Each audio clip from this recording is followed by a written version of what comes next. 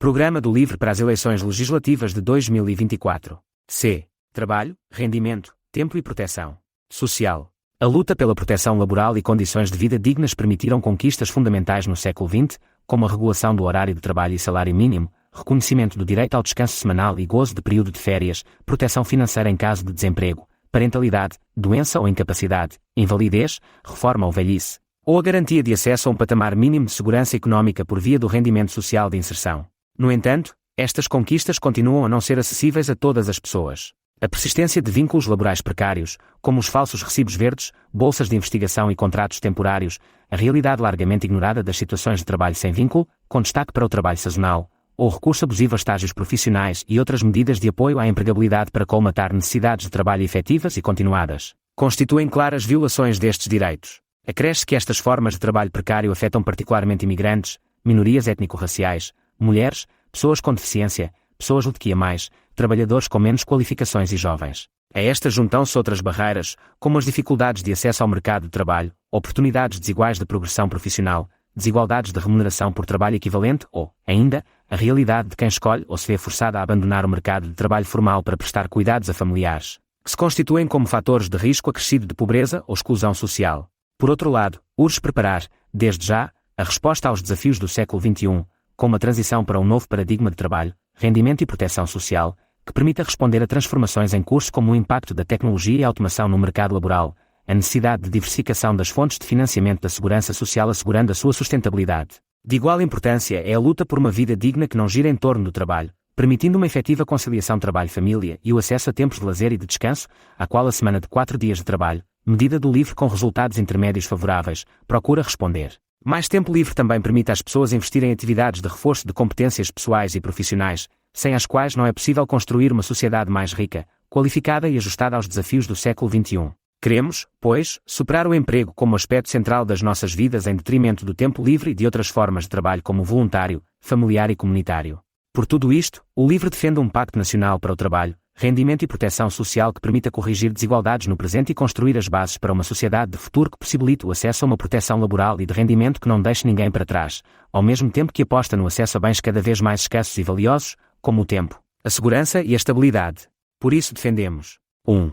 Tirar Portugal da armadilha dos salários baixos, aumentando os rendimentos, através de um compromisso de subida do salário mínimo nacional ao longo da legislatura até aos 1.150 euros, em 2027, permitindo assim reforçar o valor do trabalho enquanto componente produtiva fundamental para a economia, e definindo metas para o rácio do SMN em relação ao PIB per capita ou ao salário médio, estabelecendo uma estratégia de concertação nacional para a valorização salarial, nos vários níveis da escala de rendimentos, com particular ênfase nos salários médios e para os rendimentos do trabalho qualificado, através, também, de uma indexação à inflação e a métricas de produtividade.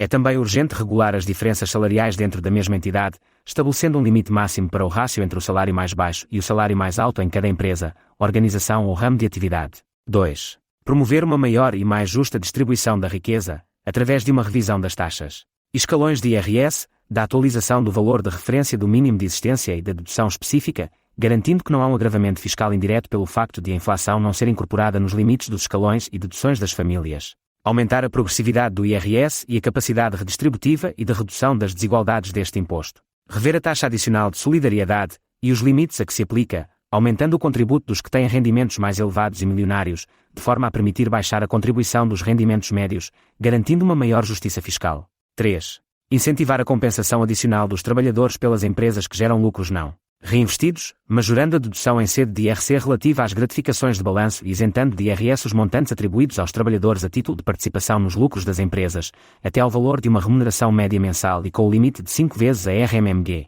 Estes rendimentos não estão sujeitos a englobamento para determinação da taxa aplicável aos restantes rendimentos. 4.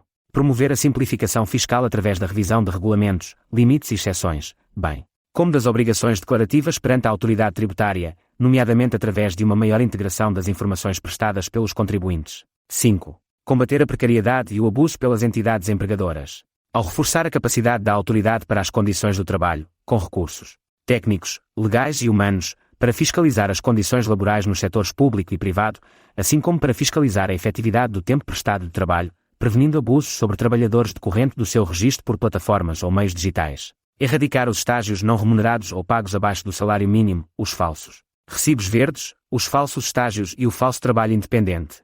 Regular o recurso abusivo ao trabalho temporário, restringir os contratos a prazo a funções comprovadamente temporárias e ao trabalho suplementar. Facilitar a trabalhadores o acesso à informação sobre o assédio moral em contexto de trabalho por forma a evitar e punir comportamentos inapropriados. Regular os anúncios de emprego para garantir um mercado de trabalho mais transparente e com menos fricções e fraudes, nomeadamente obrigando os anúncios de emprego a apresentar uma remuneração mínima associada ao cargo. 6. Aumentar o tempo disponível para todas as pessoas. Pela continuação da experiência da semana de 4 dias de trabalho no setor privado e na administração pública, promovendo a inclusão da semana de 4 dias na contratação coletiva e nos acordos de empresa, trabalhando para uma experiência a nível nacional de um período de semanas de 4 dias, à semelhança do que fez a cidade de Valência em Espanha. Atingir 30 horas semanais e 30 dias de férias anuais até 2030, através da implementação imediata das 35 horas semanais de trabalho e dos 25 dias de férias e planeando progressivamente a redução do tempo de trabalho e aumentando os dias de férias. Pelo não aumento da idade mínima de reforma, com planeamento para a sua redução. Diminuindo o tempo de resposta ao pedido de reforma. Permitindo a redução do horário de trabalho em função da idade do trabalhador sem perda de rendimento em vez da reforma total. Alargando o direito a férias pagas para estagiários e estagiárias, sendo o cálculo do número de dias de férias pagas proporcional à duração do estágio. 7. Reforçar o poder das e dos trabalhadores. Promover novas convenções coletivas de trabalho, alargando o leque de matérias a negociar, e acabar com o regime de caducidade dos instrumentos de regulamentação coletiva de trabalho de forma a diminuir o número de contratos individuais de trabalho. Garantir uma efetiva representatividade dos trabalhadores nos processos de decisão por alteração do regime das sociedades comerciais, de forma a que todas as empresas maiores que uma pequena ou média empresa, PME, tenham obrigatoriamente representantes dos trabalhadores nos seus órgãos sociais e executivos. Ao fomentar empresas partilhadas e cooperativas. Criando uma lei que promova e defina a autogestão das empresas, tal como previsto no artigo 61º da Constituição. 8. Proteger o trabalho independente, ao estabelecer uma retribuição horária mínima garantida.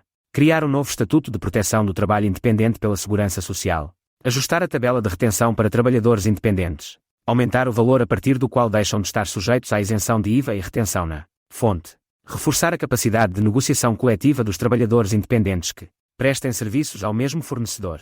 9. Apoiar o microempreendedorismo, criando apps criativos que possam dotar o microempreendedor de espaço de trabalho a baixo custo, partilha de recursos, como eletricidade e aquecimento, ou serviços de prototipagem, como por exemplo impressão 3D, criando um regime de microempreendedorismo de contabilidade e fiscal mais leve, que permita ao microempreendedor aliviar custos financeiros. 10. Reforçar os apoios sociais, através do aumento do indexante de apoios sociais, IAS, com aumentos anuais sucessivos e graduais, acima do valor da inflação, que permitam garantir estabilidade na atribuição de diversos apoios sociais. Restabelecimento do acesso ao rendimento social de inserção e do aumento do seu valor, considerando igualmente a majoração dos agregados familiares monoparentais e dos dependentes até aos 6 anos de idade. Aumentar o valor da prestação do abono de família apoiando os agregados com os encargos respeitantes ao sustento e educação de crianças e jovens, especialmente agregados vulneráveis. 11. Planear a convergência das pensões de valor reduzido com o salário mínimo nacional até ao final da legislatura, reduzindo a diversidade de apoios a um único apoio. Pensão social do regime não contributivo, pensão paga pela Caixa Geral de Aposentações, pensão social de velhice, entre outras de valores semelhantes, revendo compatibilidade entre apoios e compatibilizando com a atualização e reforço do indexante de apoios sociais, IAS. 12. Rever a fórmula de cálculo das pensões da Segurança Social, através do fator de sustentabilidade, desagravando este fator de forma a reduzir a penalização antecipada. 13. Garantir justiça a ex-combatentes, garantindo que a sua pensão não seja inferior ao valor do ordenado mínimo nacional e assegurando um complemento vitalício de pensão. Criando a Comissão Nacional de Acompanhamento dos Antigos Combatentes, com orçamento e estrutura próprios, e que tenha como missão garantir o reconhecimento do país às pessoas que o serviram, através da resposta às suas necessidades específicas e das suas famílias e também através da preservação da sua memória e da sua história. Melhorando a implementação do Estatuto do Antigo Combatente, nomeadamente, tornando o cartão de Antigo Combatente também num cartão virtual e garantindo uma melhor resposta às solicitações com o reforço dos meios para o Balcão Único de Defesa e com a efetivação do protocolo com a ANAFRE, Associação Nacional de Freguesias, providenciando os meios para que os processos de qualificação de ex-combatentes como deficientes das Forças Armadas ou pensionistas de invalidez sejam mais céleres, retomando a comparticipação a 90% dos medicamentos para antigos combatentes, tornando mais simples e célere o acesso à assistência na doença aos militares, reforçando o orçamento para a Rede Nacional de Apoio, RNA, aos militares e ex-militares, portadores de perturbação psicológica crónica resultante da exposição a fatores traumáticos de stress durante a vida militar, que também presta apoio às famílias, garantindo acompanhamento e apoio psicológico a ex-combatentes mesmo após a sua saída das Forças Armadas. 14. Criar um programa piloto com vista à implementação faseada de um rendimento básico, incondicional, que contribua para uma melhor distribuição da riqueza nacional produzida e garanta um rendimento a todas as pessoas, independentemente da sua condição, dos pagamentos do Fundo de Desemprego ou de outros programas de apoio social. O valor global a considerar para o projeto piloto deve ser de cerca de 30 milhões de euros e deve incluir pessoas beneficiárias de apoios sociais, que se devem manter, pessoas com rendimentos exclusivos do trabalho por conta de outrem e trabalhadores independentes, bem como pessoas desempregadas, numa amostra representativa da sociedade portuguesa. O programa piloto deve ter ainda um quadro temporal superior a 2 anos e contemplar a sua monitorização e avaliação. 15. Estudar a criação de uma herança social, um sistema de redistribuição de riqueza e rendimentos e um reforço inequívoco da justiça social financiado a partir da tributação das grandes fortunas e das grandes heranças, que atribui a cada criança nascida em Portugal um montante ao qual pode aceder na maioridade. 16. Rever, alargar e aumentar a dotação orçamental do programa para a conciliação, com vista à promoção de alterações concretas de maior equilíbrio entre a vida familiar e laboral e verdadeira igualdade entre géneros. O programa para a conciliação deve promover o cumprimento da norma portuguesa 4552/2016, conciliação entre a vida profissional, familiar e pessoal, tendo como objetivos principais promover a flexibilidade de horários e dos trabalhos do alargamento do teletrabalho, horários adaptados, horas limites para reuniões e reforço das licenças parentais, tendo em conta as necessidades pessoais e familiares das e dos trabalhadores. Dotar a autoridade para as condições do trabalho de meios para fiscalização do direito a desligar e do dever do não contacto, protegendo os trabalhadores da imposição de se manterem ligados às suas funções para além do horário de trabalho, para salvaguarda da sua saúde mental e vida familiar. Promover o debate sobre o programa da conciliação entre a vida profissional, familiar e pessoal em sede de concertação social, incluindo as várias entidades na revisão do programa e na definição da metodologia de execução. Promover a formação para a conciliação através de protocolos entre a Comissão para a Cidadania e a Igualdade de Género, SIG, e as entidades privadas e públicas. E, simultaneamente, criar benefícios fiscais para empresas que adotem medidas de conciliação. 17. Apoiar o teletrabalho e o trabalho remoto, permitindo com isso retirar procura das grandes cidades tanto de espaços de habitação como de trabalho, retirar pressão dos transportes públicos e de tráfego automóvel, habitar e povoar zonas menos habitadas com população ativa e com poder de compra de forma a dinamizar a economia local e permitir que jovens em determinadas profissões não sejam forçados a emigrar à força para as grandes cidades, através de revisão legislativa para alargar o direito a trabalhadores com filhos ou dependentes até aos 12 anos, observando condições para a conjugação da parentalidade com o teletrabalho, trabalhadoras grávidas, trabalhadores com doença crónica ou com grau de incapacidade igual ou superior a 60% e trabalhadores estudantes, com a aplicação da obrigatoriedade dos casos anteriores às microempresas.